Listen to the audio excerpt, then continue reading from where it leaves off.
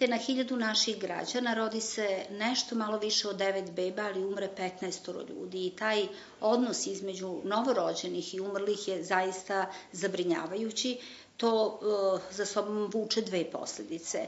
Jedna, da imamo depopulaciona područja gde se ne rađaju bebe ili vrlo retko rađaju, s jedne strane, i s druge strane mi smo staro stanovništvo. Prosek starosti u Srbiji je 42,7 godina.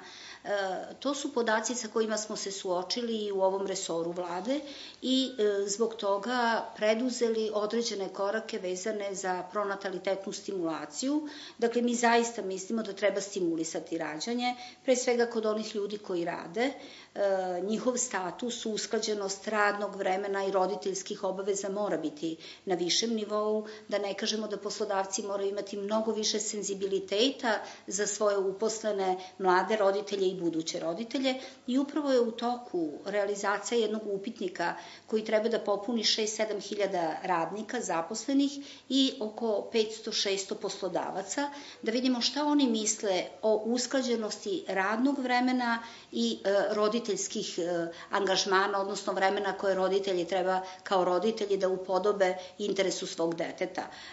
Pored tog upitnika koji radi veliki broj zapravo zaposlenih i poslodavaca, analizirat će Republički zavod za statistiku i za nas će to značiti podsticaj da razmišljamo možda i o normativnim izmenama, o izmenama zakona kad budemo dobili te rezultate.